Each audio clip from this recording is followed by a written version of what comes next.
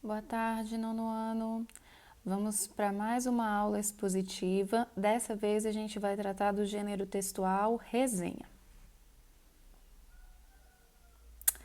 Resenha. A resenha é um tipo de texto usado para descrever e analisar outra produção textual ou não. Quando tem assim outra produção textual, é porque a gente pode fazer resenha de livro, mas também de filme, de documentário, de artigo científico e etc. A gente pode resenhar outras obras, que pode variar de obras literárias, ou seja, um romance, um livro como Harry Potter, até um tratado de anatomia, um livro específico de alguma área do conhecimento. Quando vocês estiverem na faculdade, vocês vão fazer bastante resenha. Os professores vão pedir para vocês resenharem os livros que têm a ver com as matérias, etc. Todos os livros, de modo geral, podem ser resenhados, e não só livros, tá? Filmes também, como eu vou mostrar para vocês. Além disso, há também as chamadas resenhas temáticas, que reúnem informações de diversos livros e autores que abordam o mesmo assunto.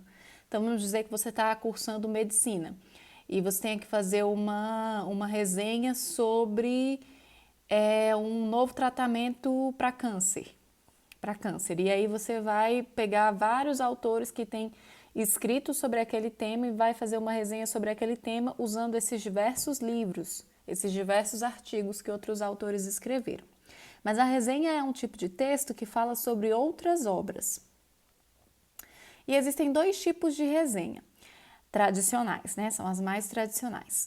A primeira é a resenha descritiva, que é uma resenha em que o autor apenas descreve e correlaciona informações acerca do tema ou do livro resenhado. Ou seja, ele não vai emitir a opinião dele, ele vai simplesmente mostrar o que existe naquela obra. Ele vai fazer uma resenha unicamente descritiva, que vai informar o leitor da resenha sobre aquela outra obra. Muitas vezes, quem está em dúvida se vai ler determinado livro ou não, lê primeiro uma resenha e aí vê mais ou menos como é que é esse livro e aí decide se lê ou não o livro original. Ou a resenha pode ser crítica ou opinativa, né? Crítica, opinativa é a mesma coisa. Assim como na descritiva, essa também descreve e correlaciona informações de uma obra ou assunto. Ela também vai fazer uma descrição do que a obra resenhada trata, mas ela vai ela vai apresentar a sua opinião, a opinião do autor sobre aquele tema. Ou seja, além de descrever qual é aquela obra, vai emitir opinião se o autor da resenha achou aquela obra boa ou ruim, por que ela é boa, por que ela é ruim, os pontos fortes e os pontos fracos. A descritiva, ela é expositiva, ela não tem juízo de valor, ela não tem opinião sobre o tema, ela não emite opinião. A resenha crítica, ela é expositiva e argumentativa. Ela fala sobre o tema resenhado, sobre o livro, sobre o filme, mas ela também emite uma opinião. Características de uma resenha. Uma resenha precisa apresentar as seguintes características: objetividade, por se tratar de um gênero científico, científico ou jornalístico. Muitas vezes nos jornais, nos veículos midiáticos, a gente pode ver resenhas sobre obras, sobre obras literárias e sobre filmes também. A resenha exige certo grau de objetividade em sua linguagem, ou seja, não fica, é uma linguagem que vai direto ao ponto, que não fica dando voltas. Haja vista que interferências da pessoalidade. Vamos lá, objetividade é o contrário de subjetividade. Subjetividade é o que tem a ver com o sujeito, com a pessoa que escreve. Objetividade é quando não tem a ver com a pessoa que escreve. Então, a princípio, a resenha ela não vai ter esse foco nos sentimentos da pessoa que está escrevendo, mas sim naquilo que é objetivo. O uso do sentido literal é sempre bem-vindo nesse tipo de texto. O que é o sentido literal? Em vez de usar o sentido figurado das palavras, vamos usar o literal, não vamos usar muitas figuras de linguagem nesse tipo de texto. Concisão. Uma boa resenha deve procurar dizer o necessário, sem muitos exemplos ou repetições. Ela tem que ser direta, ela tem que ir direto ao ponto, ela não pode ficar dando muitas voltas e ela tem que ser um texto breve, que não vai ser tão grande, porque é um texto para você ler, para saber se você vai ler determinado livro ou assistir determinado filme. Você não pode demorar o mesmo tempo que você ia demorar no livro na resenha. Então, é um texto menor. Estrutura adequada. É importante que nas resenhas o autor estruture o texto a partir de um método claro e objetivo. Em geral, ela precisa ter duas partes. O primeiro é um resumo da obra e, em segundo, uma análise dessa obra, uma análise dos dados apresentados nessa obra. O uso da norma padrão da língua para manter a clareza e a objetividade. Recomenda-se que a norma padrão seja a variante de linguagem utilizada nas resenhas. Isso não significa que vai ser um texto difícil de ler, que vai ser um texto com palavras muito rebuscadas, que a gente não entende. Ao contrário, tem que ser um texto claro para a maioria das pessoas conseguir entender. Estrutura da resenha crítica, que é a resenha que nós vamos fazer. Introdução, parece com a estrutura do artigo de opinião, que a gente já estudou, mas é uma resenha. Então vamos lá, primeiro vai ter uma introdução, mas o que é que tem nessa introdução? Assim como qualquer trabalho acadêmico, qualquer trabalho que vocês fazem para a escola, deve deixar claro qual é o objetivo que está sendo analisado, qual é o objeto que está sendo analisado, ou seja, na introdução você vai apresentar a obra que você está resenhando. Se for um livro, se for um filme, você tem que colocar o nome do autor, o título, a editora. Se for um filme, você vai colocar o nome do filme, né? O título do filme, o nome do diretor e quem foi a produtora que produziu aquele filme, etc. O local e o ano é importante. E argumentar sobre a relevância do assunto, né? Falando por que você vai resenhar essa obra, por que você escolheu fazer a resenha desse filme. Você vai colocar isso na introdução. É uma obra importante, você vai mencionar isso, né? É uma obra que está sendo muito, muito lida, que é um sucesso, etc. Desenvolvimento. Ao desenvolver a resenha, deve-se observar as ideias e argumentos principais trazidos na obra. Pode ser feito um breve resumo mais objetivo para facilitar a organização das ideias centrais. Ou seja, você pode fazer um resuminho que vai durar um parágrafo, só um parágrafo, do que acontece. Se for um livro, qual é a história do livro? Se for um filme, qual é a história do filme? E aí, em poucas palavras, você deixa o leitor ambientado com a história, o que acontece naquele filme ou naquele livro. O desenvolvimento exige a capacidade de articular as ideias de quem escreveu o livro ou quem produziu o filme com as ideias do próprio autor. Você não deve se preocupar em bajular, né?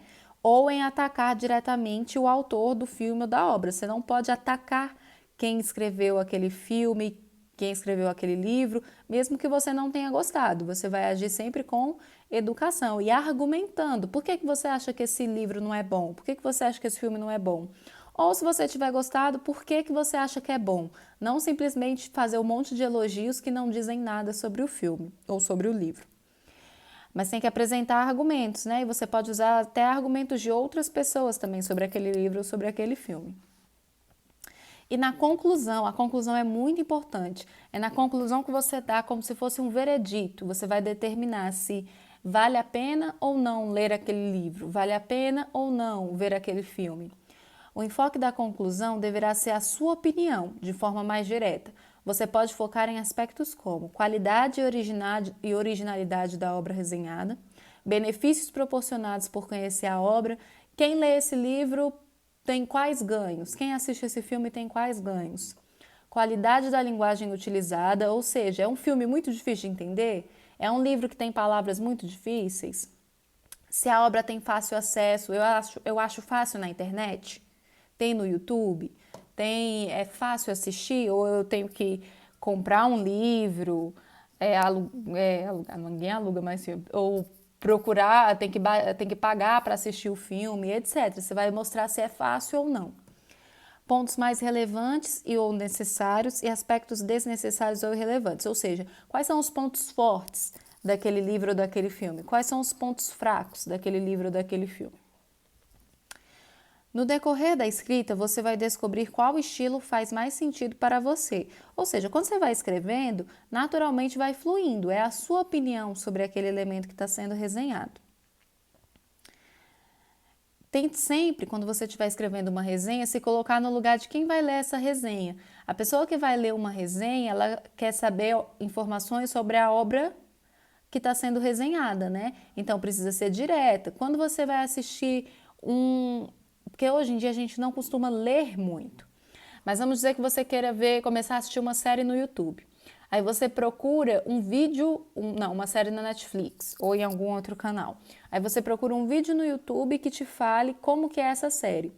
A pessoa que vai fazer esse vídeo, ela precisa fazer o que para te agradar? Precisa ser direta, né, ir direta ao ponto, precisa mostrar as características fortes, etc. Procure se colocar no lugar de alguém que está procurando informações sobre aquela obra. O que você gostaria de saber antes de começar a ler ou antes de assistir?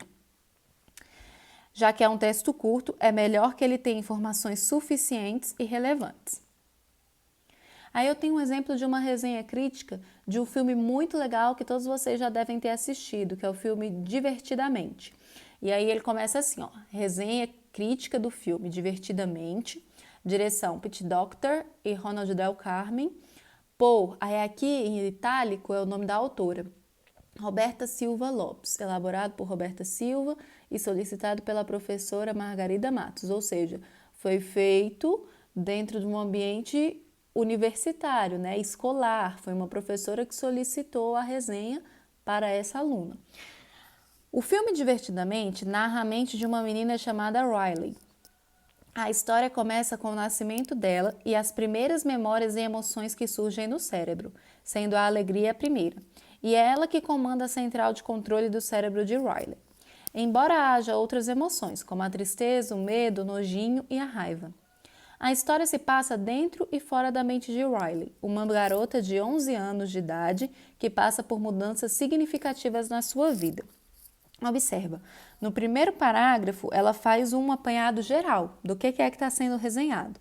No segundo parágrafo ela vai fazer um resuminho. A história se passa dentro e fora da mente de Riley, uma garota de 11 anos de idade que passa por mudanças significativas na sua vida, quando precisa se mudar com seus pais da cidade de Minnesota para a cidade de São Francisco.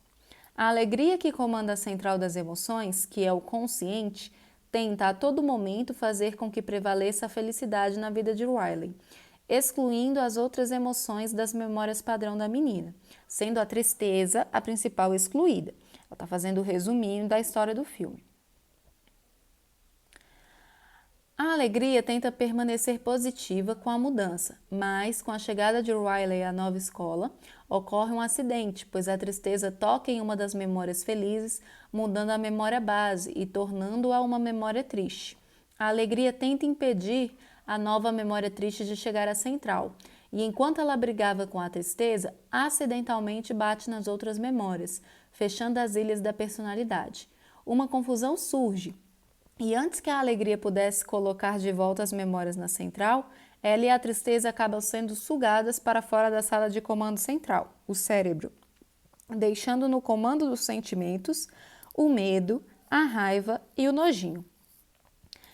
É quando Riley passa por muitas mudanças de comportamento, se distanciando de seus pais, amigos e bobeiras, atingindo as ilhas de personalidade que eram os valores pessoais da menina, fazendo com que elas caíssem uma por uma no lixo de memórias, um abismo entre a central e o resto da mente de Riley, onde as memórias desbotadas são descartadas e esquecidas. Então aqui ela faz todo um resumo do que acontece no filme, né?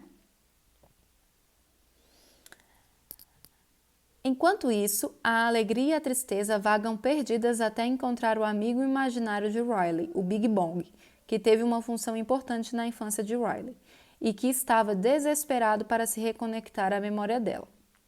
Ele é quem se disponibiliza a ajudar a alegria e a tristeza a voltar para a sala de controle do cérebro. Ele diz a elas que elas podem chegar à central pelo trem do pensamento, de onde eles acabam caindo após uma das ilhas do pensamento desmoronar.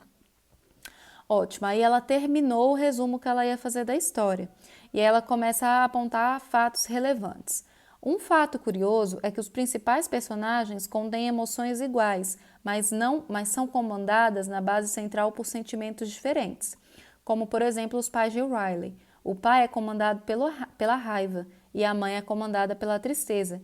E é aí que se percebe o principal foco do filme, o sistema límbico. A partir desse parágrafo, ela vai mostrando quais são os pontos interessantes, né, do filme. Ela já fez um resumo, já disse o que está sendo resenhado, já fez o resumo da obra resenhada, agora ela está falando, está descrevendo quais são os pontos interessantes desse filme. Divertidamente é um filme que aborda o sistema límbico de forma divertida. Olha aí, divertida é juízo de valor, é a característica que ela está dando para o filme. O sistema límbico é o responsável por controlar as diferentes emoções que nós, seres humanos, podemos sentir e está associado com várias funções, incluindo o comportamento, aprendizagem e memória de longo prazo, assim como foi demonstrado no filme. Então, ela fez aí um gancho entre as informações do filme e as informações do assunto que ela estuda no curso de faculdade que ela faz. E relacionou essas informações para mostrar por que é um filme relevante, né? Ele trata de forma divertida um assunto interessante, um assunto sério, um assunto que é objeto de estudo. Enfim, o filme mostra a realidade dos jovens que passam da fase da infância para a adolescência, quando surgem muitos conflitos, principalmente entre os pais, e faz com que o indivíduo compreenda os seus sentimentos, de acordo de como um está ligado ao outro, para que haja um bom funcionamento da consciência, e que, sem um deles, as memórias ficam ocas e vazias, pois elas são muito importantes na formação da personalidade de cada pessoa. Então, eu tenho aqui um exemplo de resenha crítica. Isso é uma resenha crítica. Por quê? Porque ela trata do filme, relaciona esse filme a outro contexto, ao contexto de estudo da pessoa e faz juízo de valor sobre esse filme, quando ela coloca aqui que ele é divertido. Podia, inclusive, ter mais juízo de valor aqui no final. Ela podia falar que é um bom filme para ser assistido ou que é um filme ruim, que não vale a pena, e etc. Emitir mais opinião sobre isso. Mas esse é um exemplo de resenha crítica, tá bom? Que vai ser a nossa próxima atividade.